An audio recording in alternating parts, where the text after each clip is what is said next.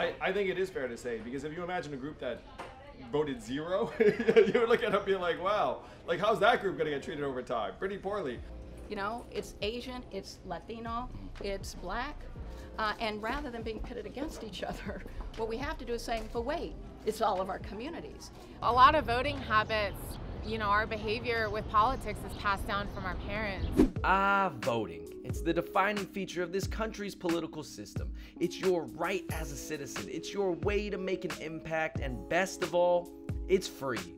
But even if Asians do like free stuff, the Asian voter turnout has always been historically lower than other groups, whether it be for local or federal elections. So why is that?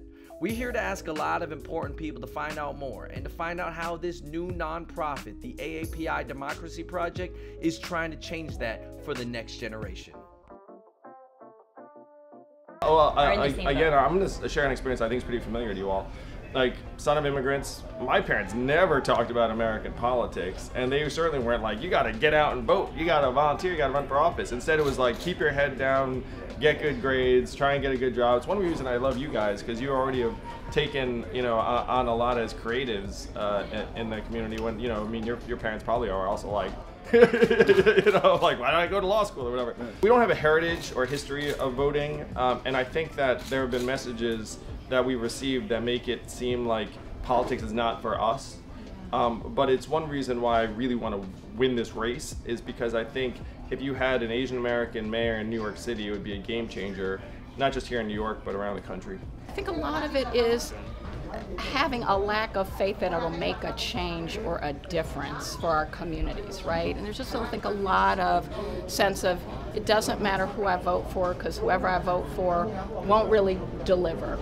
So I think part of it is, as immigrants, we don't know about the system, and a lot of us come from countries where we didn't have the right to vote, right? If you come from communist China or communist Vietnam, when people immigrated, they didn't have that. A lot of voting habits, you know, our behavior with politics is passed down from our parents. You know, I will say that my parents came to America, they were just trying to survive, you know, try and make ends meet and, you know, make it better for their family. So for them to think about the community as a whole was not really a priority for them. Yeah, I think traditionally Asians do not vote because our parents didn't vote. We don't actually think that our vote actually counts. And traditionally it's just not really cool to vote, right? Like, we don't have influencers, we don't have media, we don't have kind of our mentors or people older than us kind of educating us and telling us, hey, voting is important. It's going to impact your life. You should probably do it. I mean, you know, there are a lot of challenges, language barriers. You know, my mom has been in this country for 30 plus years and still doesn't speak any English. There are many moms and grandmothers like that in our community, and we need to be speaking to them, and we need to make sure that we are, you know, reaching out to them in the languages that they speak. A lot of people were very upset by the video they had seen of my mom, whether it be from the doorman or the person that had attacked her himself. And a lot of people, when they expressed this frustration to me, said, what are you going to do? Unfortunately, the best way to change a lot of the issues that we're dealing with in our system, and a lot of the attacks that we've seen that have happened not only in New York City but across our country in this period, are that there are people that probably should not be out on the street or need further assistance to be living unassisted and wandering around, mixing with our families, our parents, our children, and to get them the help that they need and make sure that we have a safe place to live. It's very important to voice your concerns and vote. In a lot of these countries, there was no tradition of voting, and there's a view, I'm just going to mind my own business. But you know what, folks? Minding your own business is voting. We need to get out and vote for sure, and if Asian Americans voted at the level of our population in New York City, it would transform New York politics forever. I mean that's a true statement. 15% of the population, our community-based nonprofits get 1.5% of the public funds that go towards different communities' nonprofits. So that's out of whack. Anyone can see 50%, 1.5%. And as mayor, I've said that I'm going to treat all the communities the same. And unfortunately, being treated fairly would be a massive upgrade for the Asian American community, but it won't happen unless we vote. Because it's such a historic moment, because of the crisis, because of the rise in hate crimes because of the fact that we've lost so many jobs in too many communities of color, Asian, Latino, Black, and because it's our communities that have so often been complaining about not getting enough resources and investments, that there's a real sense that it's time to get involved and engaged. We gotta vote. First of all, we all pay taxes. Asian or not, we're paying taxes. Secondly, more importantly, look at all the crap that we've been dealing with. The anti-Asian hate. More importantly, the government response or lack thereof. Look at what happened in the Atlanta shootings.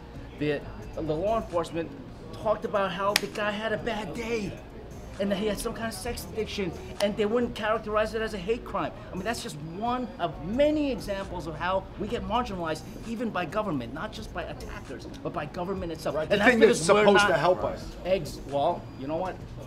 You don't get anything for nothing.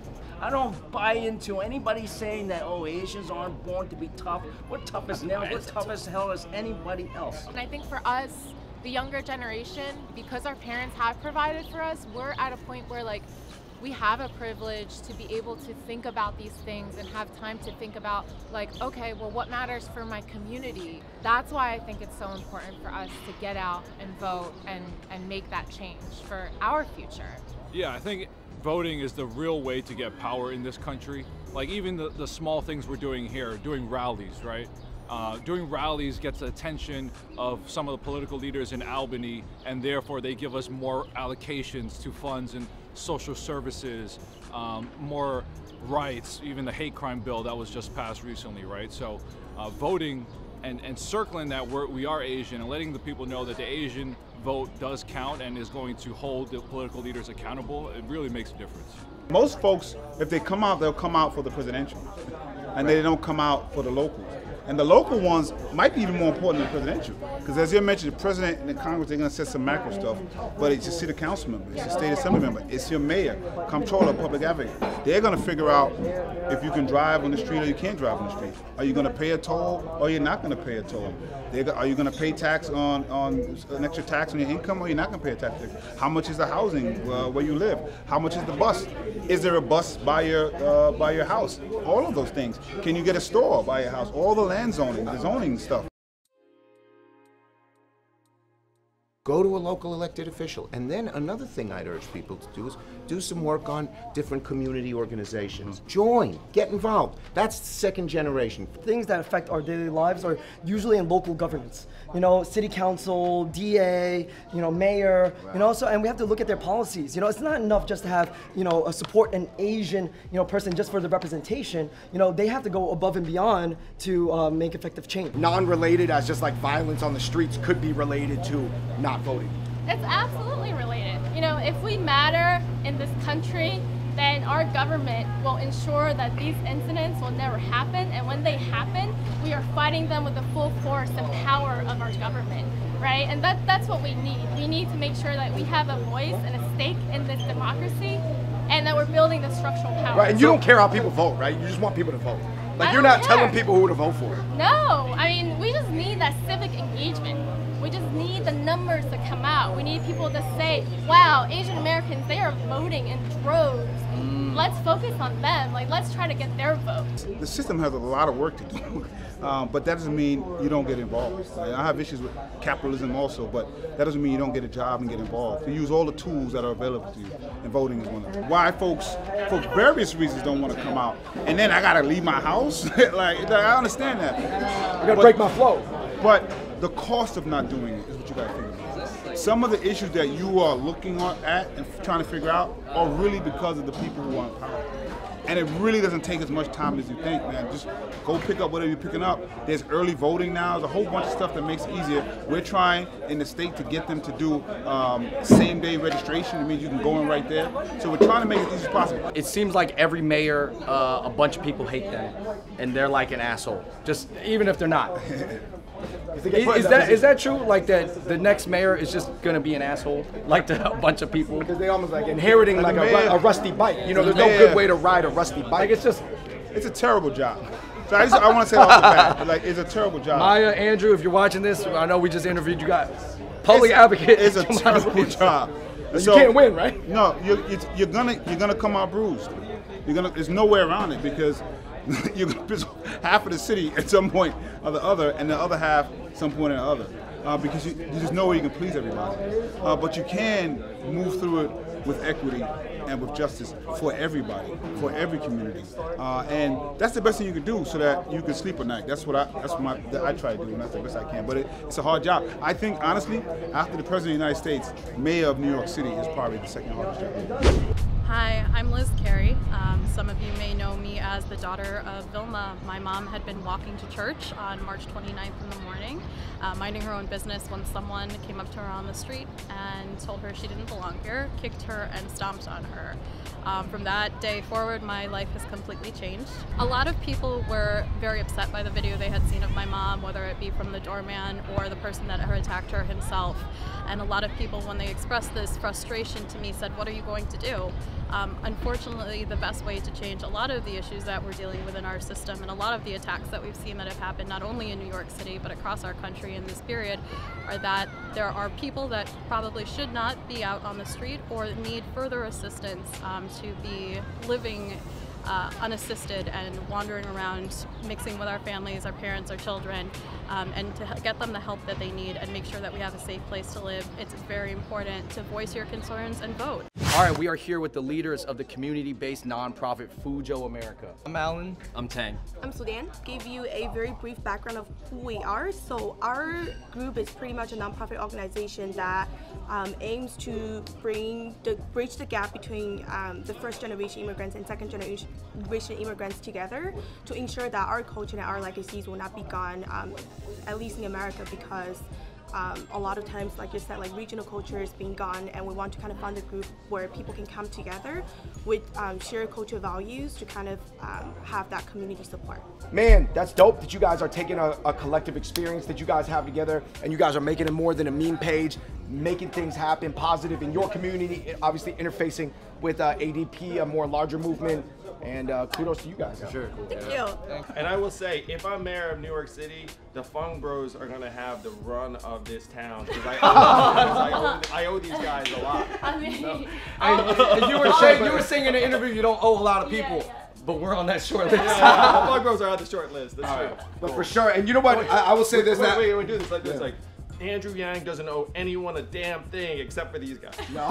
Okay. All right, you guys, thank you so much for watching that video along with ADP. I've got to say, guys, even I have been convinced throughout the course of this video to get more involved in the local politics. You guys, it doesn't always have to be this framing that is so over your head or unrelatable. You can put it in terms that relates to your everyday life. For example, right after I talked to Patel, Andrew, I contacted the local New York City government to fix one of the basketball hoops at Grand Street Park.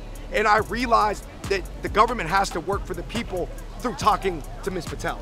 Like we said, guys, voting and finding out who your local politicians are or your local councilman is just good for even changing little stuff. Anyways, you guys have seen the takeaways. You guys saw them talk. There's a lot of information out there. But again, if you guys want to get involved in an organization like ADP, the AAPI Democracy Project, which is really just pushing voting into the next generation, then please click on that link down below. You guys can donate regularly. You guys can donate through the QR code over on that mural on the wall on East Broadway. But whatever you guys do, remember to get involved somehow. After getting to know the people that are behind ADP, I know that their intentions are clear. They're just trying to bring the Asian community into the future as far as political involvement goes. And that is how we're actually going to gain power, and that's how we're gonna get heard. You guys, being second generation, being the first generation in your family to be born in America doesn't just mean your career gets to be better, your social life gets to be smoother, you understand the IQ of how the mechanisms work better, but it also means it's our opportunity and responsibility to become more politically involved as the Asian community as well. All right, everybody, thank you so much for watching that video. In the comments down below, please let us know why you think the Asian voting turnout is so low across the board, and also let us know what you think would actually change if Asians did get out to vote.